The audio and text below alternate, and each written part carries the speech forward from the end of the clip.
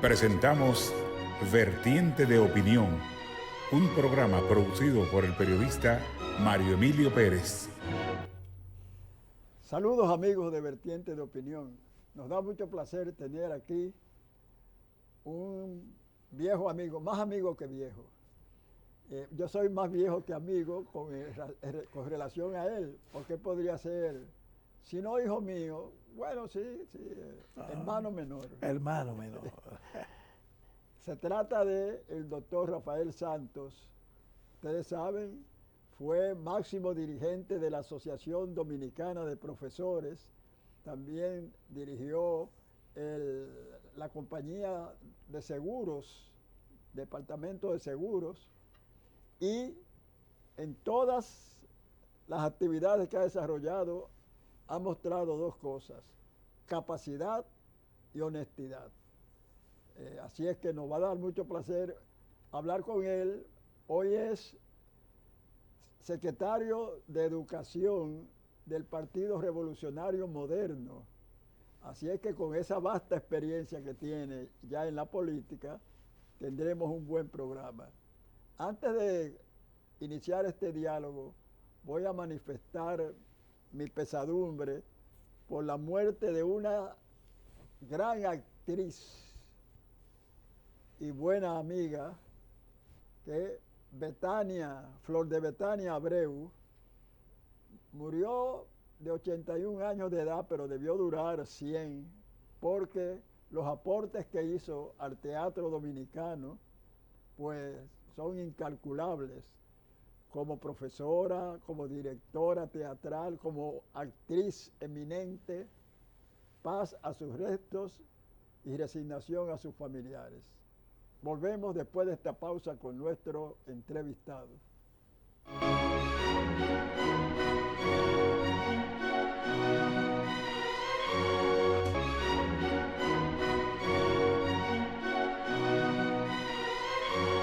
De inmediato pasamos a dialogar con el doctor Rafael Santos, alto dirigente del Partido Revolucionario Moderno. Rafael, ahora está de moda el Partido de la Liberación Dominicana, y mi buen amigo Alvarito Arbelo, en el programa del Gobierno de la Mañana, decía: señores, pero hay otros partidos, porque aunque hay algunas diferencias entre los líderes, sobre todo los precandidatos presidenciales del partido de gobierno, pero como nada más se habla de él y de sus problemas, le hace bien desde el punto de vista publicitario, porque los otros ni se mencionan.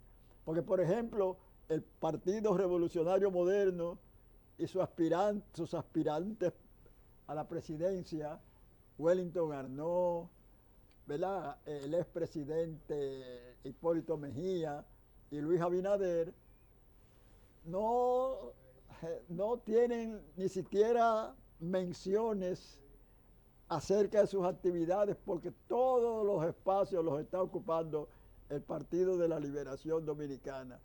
¿Cuál es la situación a nivel interno en cuanto a las aspiraciones de esos tres precandidatos en tu partido?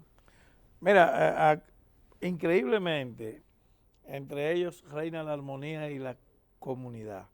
Es decir, tienen una permanente comunicación, e incluso todas las semanas los compañeros Luis Abinader y el presidente Mejía desayunan junto al presidente del partido, el senador Paliza, y la compañera licenciada Carolina Mejía, para pasar revista a los temas del partido.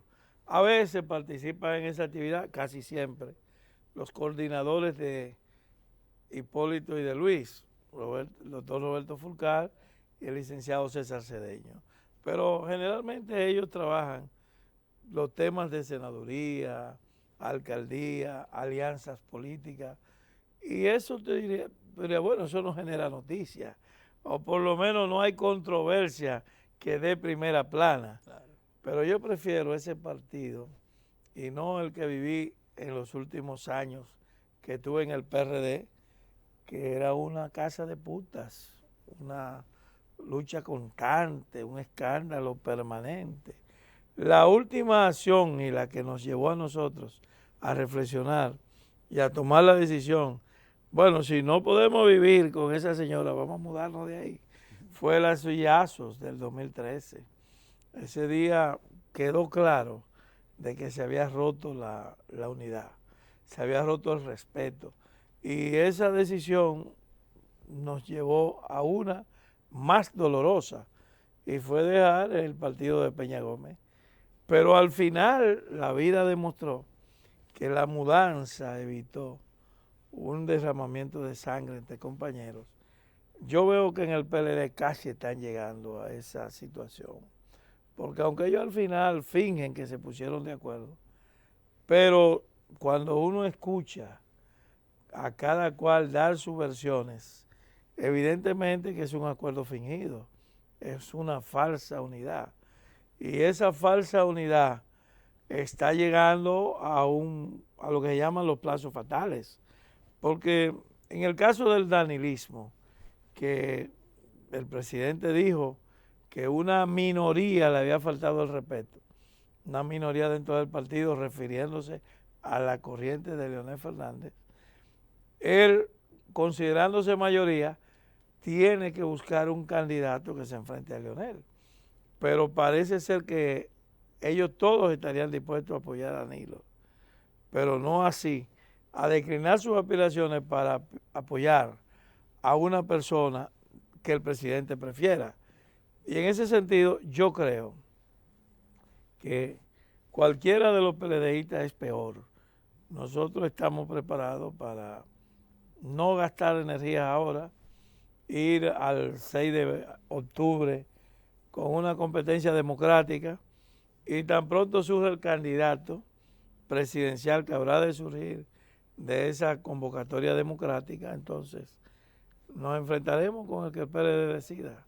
El que elige el PLD, ese será el peor para nosotros. Tú sabes que a mí me gusta cuando hay aquí en el programa alguien de los líderes políticos, ¿verdad?, con características de intelectual, de cientista social, como es tu caso, en tu condición de doctor en Derecho.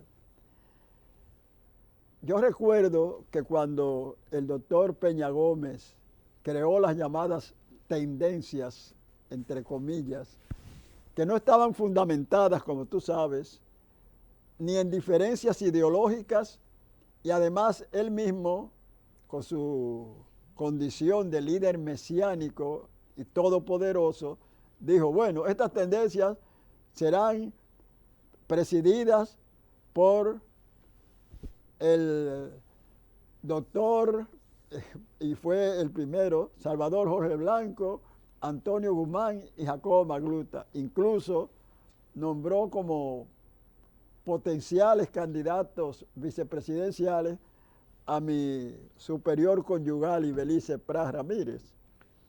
Y yo le dije a mi esposa... Comandante en jefe, comandante en jefe. No. Y le dije yo, digo, mira, yo considero que esa fue una decisión errada del doctor Peña Gómez que le va a traer muchos problemas al partido.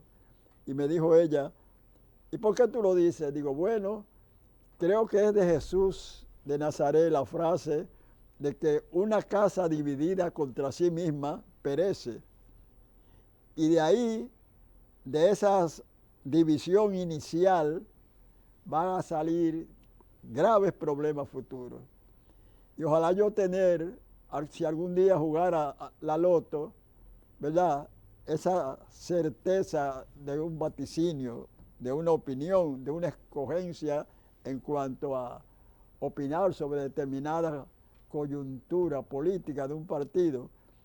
¿Qué tú piensas que fueron esas tendencias y si fueron decisivas o coadyuvantes a la división que al final primero mantuvo al PRD fuera del poder muchos años y terminó no solo con una división final ya con el surgimiento del Partido Revolucionario Moderno de sus entrañas, sino que lo ha llevado a convertirse de partido mayoritario, quizás el más poderoso de la historia dominicana hasta el momento, a una condición de partido más que emergente o minoritario, minúsculo. Mira, Mario, cuando el doctor Peña Gómez le tocó la responsabilidad de asumir el liderazgo del PRD, porque el profesor Bosch, que ya tenía un rompimiento emocional, más que ideológico, que nunca lo fue, pero sí emocional con el PRD, porque Juan Bosch en el fondo le temía al poder. La experiencia que él vivió con estos guardias del 63, la experiencia que vivió con el imperio, con el Pentágono, incluso él lo convirtió en tesis políticas después, de no poder él tener las garantías, el apoyo geopolítico de los Estados Unidos, porque desconfiaban. Incluso hay un libro que puso a circular el periodista Esteban Rosario recientemente, de todos los agentes de la Central de Inteligencia Americana y del FBI que estuvieron aquí trabajando dentro de la Policía Nacional, dentro del Servicio de Inteligencia Militar, dentro de las Fuerzas Armadas e incluso dentro de los grupos económicos. Sacha Borman fue un agente que le mandaron a Juan Bosch y al PRD de Estados Unidos. Aquí, la verdad que él nunca ocultó su condición de rumano reclutado por los servicios de inteligencia norteamericanos. Entonces, Bosch, que viene de una experiencia intelectual de escribir en Benidorm, cuando regresa se encuentra que Peña Gómez ha hecho una alianza con el Moreno, con los grupos de izquierda, y Peña Gómez tiene un pensamiento progresista que Juan Bosch no aceptó. Esa fue la realidad. Ahora, me contó un día a mí el compañero Vicente Sánchez Baré, que cuando Juan Bosch decide irse del PRD, Peña, que había regresado de Europa, se iba a ir otra vez porque lo que le estaba dejando Juan Bosch era un problema. Y él iba a coger la maleta y se iba a regresar para Europa. Y ellos le escondieron el pasaporte. Tu comandante en jefe, Ibelice Prat, Vicente, y el grupo que en ese momento veía a Peña Gómez como la única esperanza de que ese partido no colapsara. Entonces, en medio de esa situación, el doctor Peña Gómez se inventó las tendencias, pero había un rompimiento natural, a pesar de que fue una decisión de Peña. Pero es verdad que el pensamiento de un Casimiro Castro, el pensamiento de un grupo de los que querían buscar un candidato extrapartido para 1974, no cabía en el pensamiento de bonomía de Antonio Guzmán, que era un hombre bueno. Entonces, independientemente de que no tuviera luces intelectuales, pero tenía experiencia de cómo se construye la riqueza, de cómo se enfrenta a un imperialismo, porque él lo hizo en el 65. Guzmán se negó a ser el presidente de transición que los yanquis querían. Y Guzmán, con esa posición que siempre mantuvo de acercamiento a los sectores progresistas, aunque parecía el más atrasado, era el más sincero demócrata. Entonces Peña Gómez dijo, bueno, este es el hombre, pero yo necesito un tribuno que pueda hacer la contraparte. Y ahí Salvador desempeñó ese papel. Salvador, que había sido el abogado de los presos políticos, Salvador, que había sido el civilista de Santiago, y Jacobo, que fue un hombre amigo de Peña, compadre de Peña, forman la tendencia y después todos terminaron enemigos de Peña Gómez. De manera que yo no veo que el desenlace del PLD vaya a ser distinto.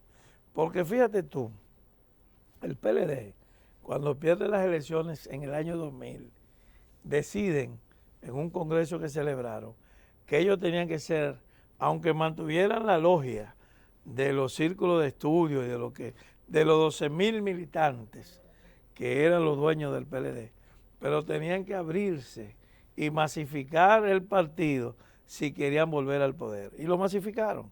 El PLD que vuelve al poder en el 2004 era un PLD de tigre, igual que el PRD, que ellos decían que era un amasijo, que era un conglomerado.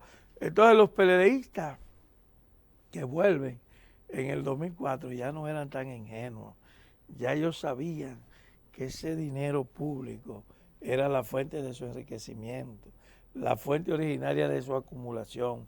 Y entonces ya comenzaron a guardar dinero debajo del colchón.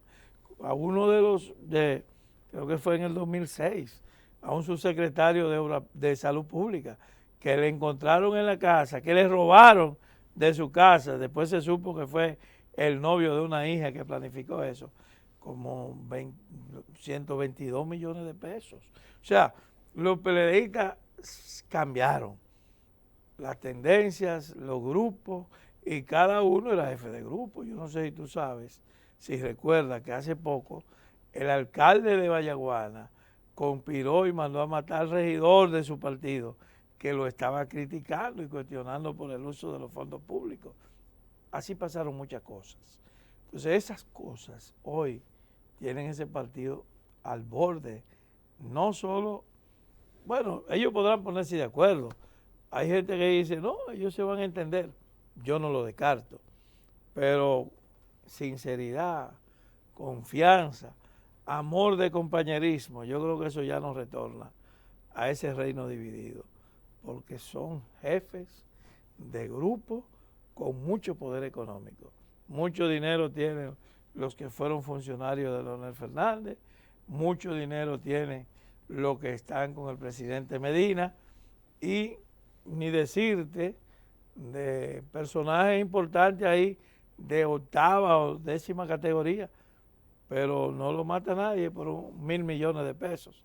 Ahora, tú y yo, que hemos administrado la pobreza, que hemos vivido con frugalidad, que sabemos cómo es tan difícil uno poder hacer cierta economía para enfrentar, y que cuando está juntando unos pesos se le enferma un familiar, se le muere una suegra y nunca tú llegas a salir del fondo, del hoyo de las limitaciones.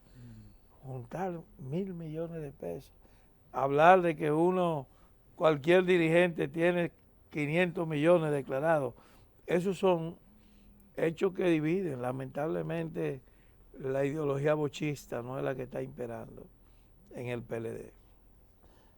Fíjate, indudablemente que el Partido Revolucionario Moderno es en la actualidad el mayoritario de las organizaciones opositoras, y ha sido incluso un fenómeno porque en poco tiempo adquirió una fuerza en cuanto a caudal de membresía inusitado, porque yo recuerdo que el Partido de la Liberación Dominicana, cuando fue formado por el profesor Bosch, en el primer torneo comicial que participó, alcanzó unos 15.000 votos, algo así. Entonces la pregunta es, ¿en qué razones fundamenta ese veterano político que es Rafael Santos la posibilidad que le he oído externar en otros medios de la posible victoria del candidato presidencial que escoja su partido? Mira, lamentablemente en el voto de castigo. O sea, nosotros hemos crecido mucho, es el partido hoy con mejor estructura política, tenemos una presencia nacional y ultramar en las ciudades del mundo donde habitan los dominicanos. Y yo diría que el trabajo que hemos hecho es un trabajo impresionante, pero históricamente los que venimos de la corriente progresista, del PRD y sus aliados, hemos ganado el poder por el voto de castigo. En esta ocasión habrá un castigo contra el PLD. El poder cansa, la gente se siente agobiada de tantos años yendo al mismo partido, la misma jarana, los mismos temas, Entonces, aquí hay un partido que hoy, sin haber tenido que pasar tantos años para hacerse mayoritario, está, lo que dicen personas progresistas como Juan Bolívar Díaz, como Altagracia Salazar, sí, la marcha verde está muy bonita, pero al PLD hay que derrotarlo con otra mayoría. Y en ese sentido, pues, hay fuerzas que nos están ayudando, fuerzas no partidistas, fuerzas de personalidades, sociedad civil y gente que dice, bueno, si nosotros no hacemos nada, cuando lleguen las elecciones, se puede quedar el PLD. Nosotros no vamos a tener autoridad moral para criticar, porque no hicimos nada. Entonces, por eso se está conformando una coalición. Es la segunda razón de mi optimismo. La coalición que se está creando alrededor del Partido Revolucionario Moderno. Y en tercer lugar, la pertinencia del discurso, la oferta que hacemos. Todo el mundo sabe que yo apoyo al compañero Luis Abinader. Vengo ahí trabajando desde que su padre me lo pidió, el doctor José Rafael Abinader. Nosotros un día Luis me llamó, yo era presidente de la provincia de Santo Domingo en el 2005, y me dijo, yo voy a aspirar a senador de la provincia. Yo, mira, está bien, tú tienes el perfil. Y ahí comenzó la historia de nosotros. Ahora yo digo, si el presidente lo pone el PRM, nosotros tenemos, como va a suceder, una deuda impagable con la juventud dominicana, con las madres solteras, con los obreros, con la población envejeciente, con la persona con algún grado de discapacidad, con la juventud. Estaba oyendo esta mañana que la juventud dominicana no encuentra empleo, no tiene esperanza. Entonces, nosotros con este problema de la delincuencia, que tiene loca a las familias, hasta la clase media, ya la sangre que produce esta ola de delincuencia no se queda en Gualey ni en Guachupita, también tiñe los barrios residenciales como Piantini y Naco. Entonces, todo esto que es un problema que afecta el turismo, que afecta la economía, nos ha llevado a nosotros a una conclusión. Sí, nosotros podemos beneficiarnos del castigo que va a imperar contra el PLD. Necesitamos construir una mayoría. El PRM no es suficiente para ganar. Tenemos que construir una coalición política, pero además tenemos que hacer una movilización ciudadana. Y esto es lo más importante, porque hoy los ciudadanos se han empoderado. Los ciudadanos no están movidos solo por el discurso de un político. El ciudadano es el que quiere que lo gobiernen bien. El que está en su casa, que paga impuestos, que tiene una motivación y un deseo por el que vive, que no le hace daño a nadie, que trata de no hacer ruido para no molestar a su vecino. Ese es el ciudadano. Entonces, hoy los ciudadanos tienen rostro. Antes tú lo movías todo con una bandera, con un meeting, pero hoy no. El ciudadano piensa, tiene sentimientos, sabe diferenciar una cosa de otra. Entonces nosotros le estamos hablando al ciudadano, a la ciudadana. Señores, hace falta mirar con ojo de futuro el tema de la seguridad, el tema del progreso, el tema de los empleos decentes, el tema del medio ambiente. Es verdad que hay un calentamiento global, es verdad que se ha producido un aumento de la temperatura en los últimos 20 años, 7 grados, pero 7 grados es mucho si tú comparas lo que calentó la Tierra en 2000 años. Entonces 7 grados en 20 años es demasiado rápido el que se está produciendo el calentamiento global. ¿Cómo se resuelve eso? O desinfectando los ríos, repoblando los bosques, sacando a la gente de las orillas de las aguas buenas, para que pueda volver el verdor, la fauna, la flora. Entonces, estos son los problemas que nosotros queremos. Y Belice en el Instituto Peña Gómez, yo junto con ella en la escuela del partido, que los candidatos se armen de un discurso. Porque en estas elecciones no es solo el candidato presidencial.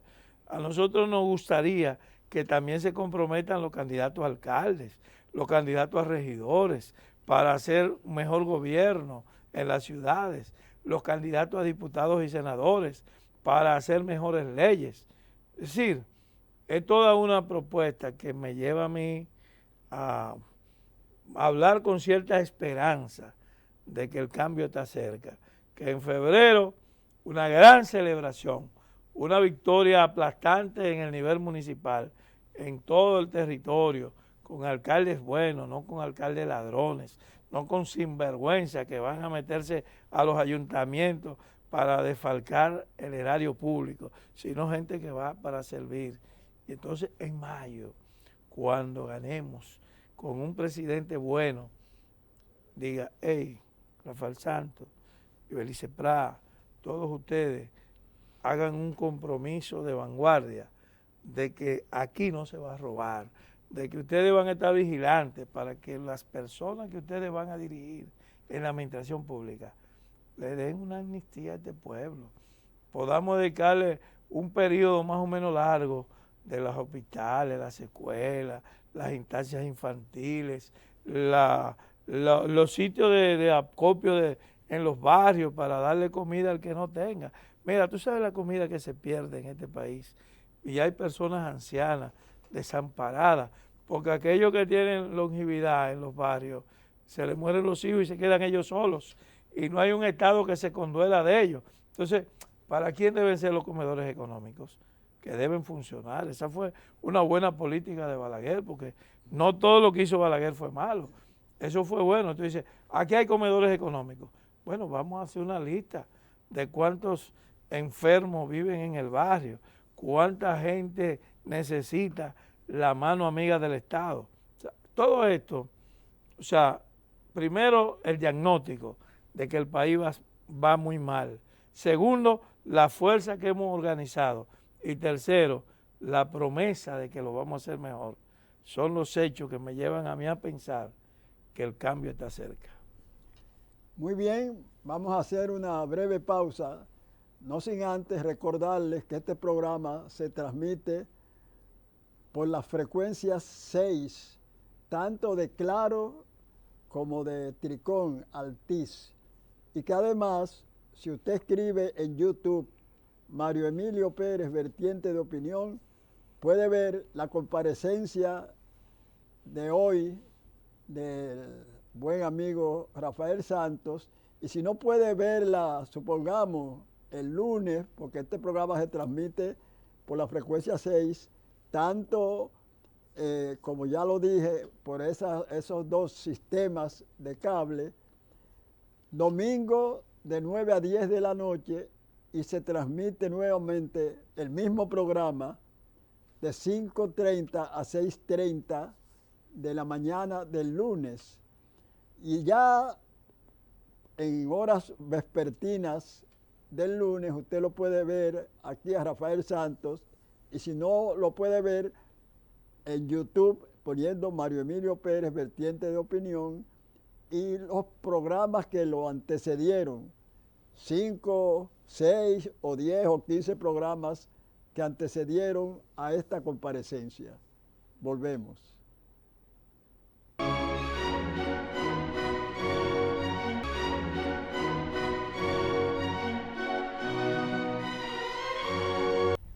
Continuamos este interesante diálogo con el doctor Rafael Santos, alto dirigente en el sector educativo del Partido Revolucionario Moderno, y un hombre que como máximo dirigente de la Asociación Dominicana de Profesores, ya eso era una evidencia, ¿verdad?, de que es un educador.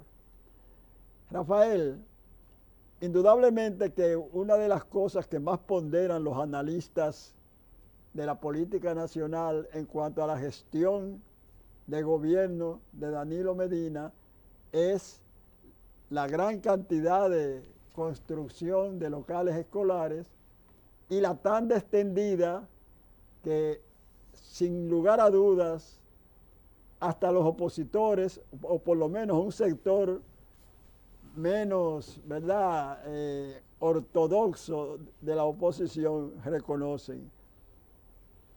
¿Qué opinas tú de los logros que ha tenido este gobierno en tu condición de hombre, aunque opositor, objetivo en tus análisis? Mira, yo vi al presidente Medina, mediados del 2013. La única vez que lo he visto, que lo vi de cerca, en su despacho, porque fui a llevar un tema de abogados, del Colegio de Abogados, y en eso comenzaba el 4%. Estábamos como a mitad ya de año, y él me dijo, mira Rafael, nosotros fuimos diputados juntos, o sea, el mira Rafael, pues no era extraño que él me dijera así porque compartimos muchas veces 5 años. Mira Rafael, hablamos del tema de la tarde tendida. Para poder aplicar la tarde tendida, se necesitan construir 25,000 aulas. O sea, se necesita entre la que hay y la que hay que construir. Y ese es el plan del gobierno, 10,000 el segundo año y 5,000 el tercero. Yo le dije, presidente, yo creo que usted tiene un enfoque de buena fe, pero el problema de la educación no son aulas. Es un tema de contenido, de pertinencia de la educación. Hoy yo reconozco que desde el punto de vista de la obra física, es un hombre que va a estar en la historia como un gran constructor de escuelas. Eso no está en discusión. Y hacer un regateo con eso es ser mezquino. Ahora, a pesar de que el 4% ha implicado solo del Estado, porque la familia también, aparte de lo que el Estado invierte, las familias gastan, puede calcularse, un 50% más en los hijos, entre almuerzo, comida, cena, ropa, transporte. Es decir que nosotros hablamos de que el 4% para la educación no universitaria o preuniversitaria ha sido alrededor de 650,000 millones de pesos. Sin embargo, la calidad de la educación sigue siendo muy cuestionada. Estamos por debajo de casi todos los países del continente, incluso de aquellos que no invierten esa cantidad. Entonces, a mí me parece que ha habido dispendio en la compra de solares muy caro, más caro que lo que pudo haber justificado el mercado, que ha habido dispendio en la compra de almuerzos, de alimentos de mala calidad a los compañeritos del partido, y eso ha hecho que una política correcta del presidente se empañe por una logística incorrecta. Que ha habido también un tema de la calidad de los libros de texto. Estamos en el tiempo de la revolución digital, cuarta revolución de la humanidad. La primera fue la agricultura, la segunda la revolución industrial, la tercera la revolución del conocimiento, cuando dimos el salto a la vida digital, y hoy estamos en plena revolución digital, donde las cosas que pasan son en tiempos reales. Tú puedes mirar una situación en este momento que está pasando en los confines de China y puedes interactuar con eso. Mi hija vive en Ginebra y yo veo cuando ella se levanta, hablo con ella cuando se va a acostar. Es decir, hay una revolución que aceleró la información y el conocimiento. Entonces, son las paredes la expresión mejor del conocimiento educativo, de la obra de la educación, que es una obra en conjunto. La obra de la educación empieza en la mañana, temprano, cuando se levanta la mamá para los niños, lo pone en actitud escolar y se levanta el papá, lo monta en el vehículo o lo lleva al metro o lo lleva al autobús, lo deja en la escuela, el profesor lo recibe. También debe interactuar ahí el psiquiatra, el psicólogo, el odontólogo, el oculista, todo el mundo porque esta es la vida de la familia, la vida de la escuela. Entonces, yo creo que eso tiene fallas, definitivamente tiene fallas, porque por un lado va la sociedad y por otro va la escuela. Mientras no logremos que ambas vayan en la misma dirección, que lo que se aprende en la escuela se aplique en la vida, que una persona que estudie 10 años sepa cómo se aplican esos conocimientos, que los muchachos aprendan conocimientos, usen conocimientos y puedan transmitir conocimientos, nosotros vamos a tener un fracaso. Hoy ya se sabe que primero la escuela no necesariamente es un aula. En segundo lugar, no todos los muchachos tienen que aprender a la misma velocidad. ¿Cómo tú vas a condenar a un muchacho que aprende rápido, que puede pasar el curso en 3 meses, a que dure 10? Igual que el que tiene aprendizaje retardado, no que tiene especial, no, yo me estoy refiriendo a que su asimilación es más lenta. Entonces, en el mundo de la educación hay distintas velocidades. Ya los países se están adaptando, dicen los países desarrollados, yo digo los países vanguardia, se están adaptando a que los muchachos son promovidos en distintas fechas, de acuerdo a esa velocidad de la educación. Y en segundo lugar, la formación, la oferta educativa. ¿Por qué todo el mundo tiene que estudiar Derecho y Medicina? ¿Por qué? ¿Por qué?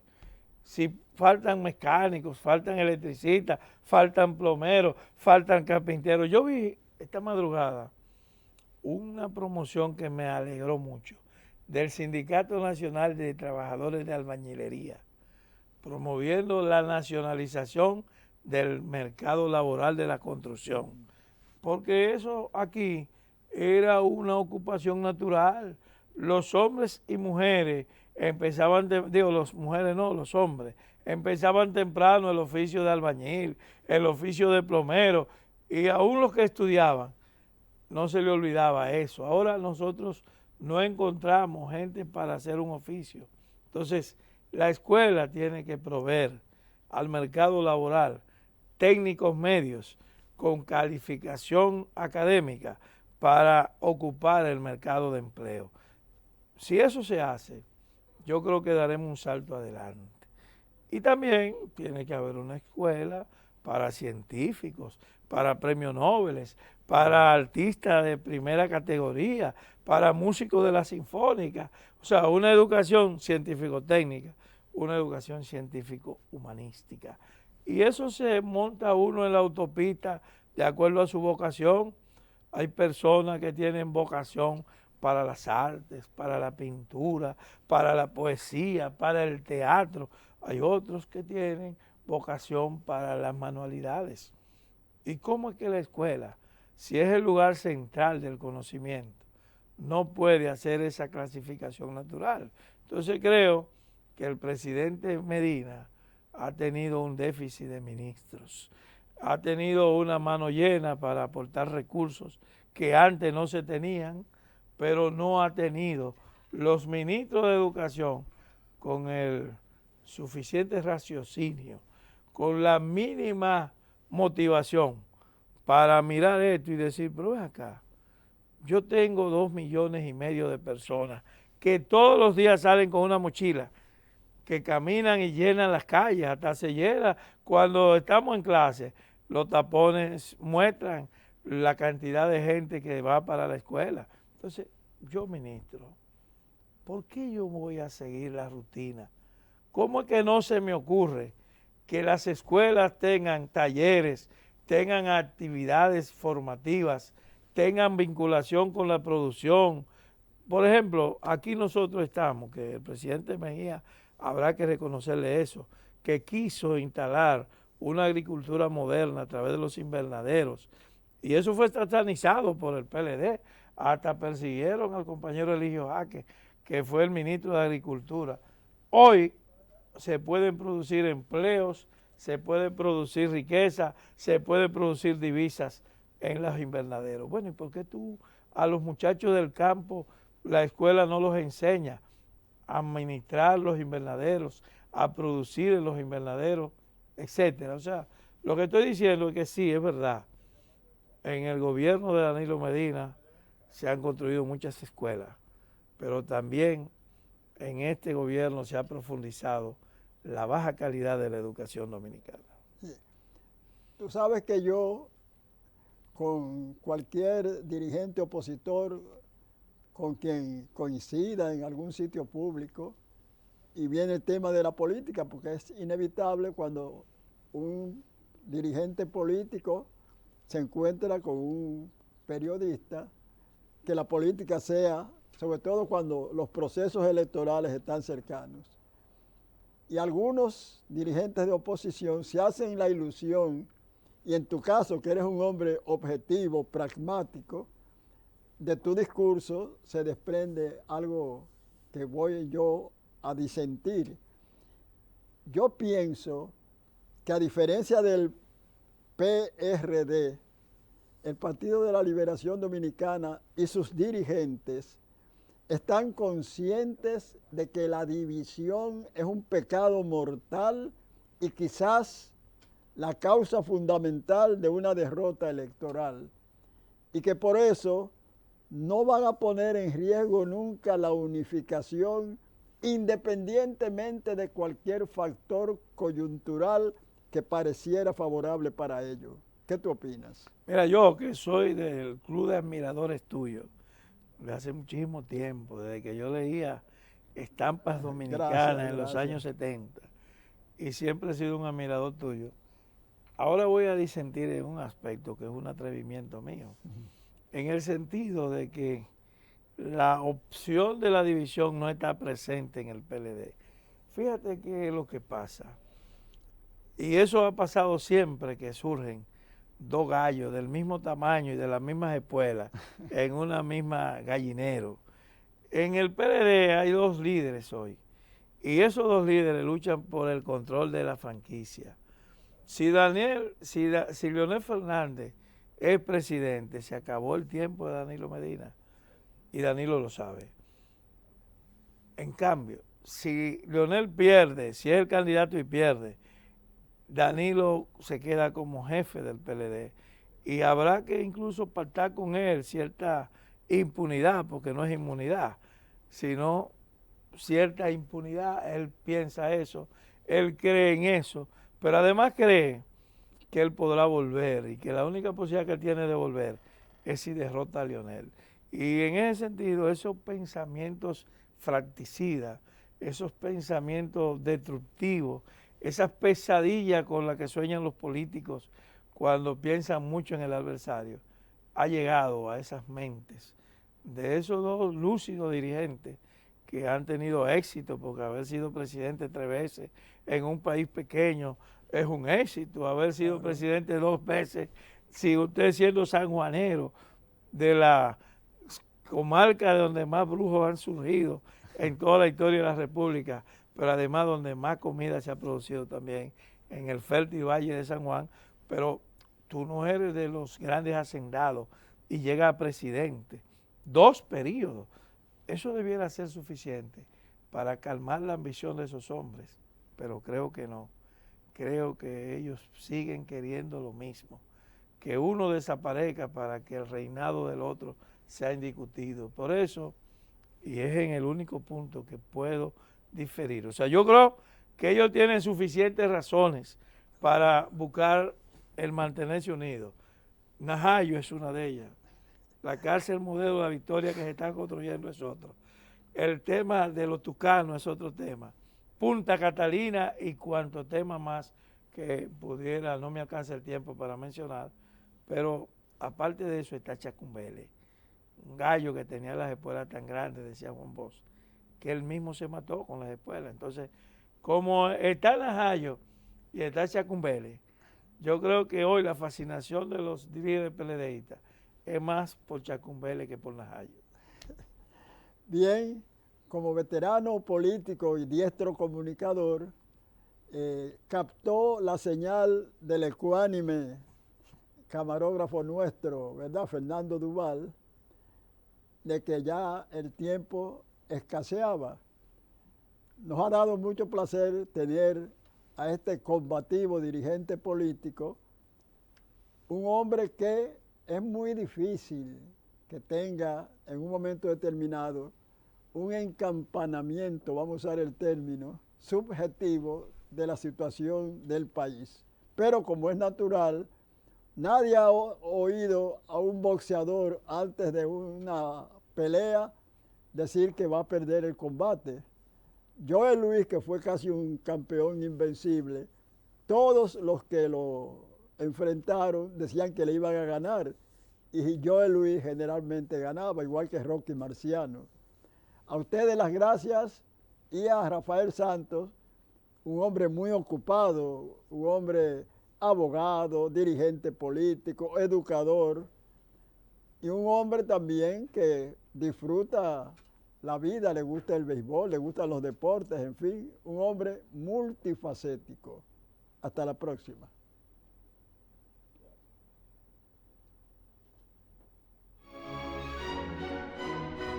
Hemos presentado Vertiente de Opinión, bajo la conducción del periodista Mario Emilio Pérez.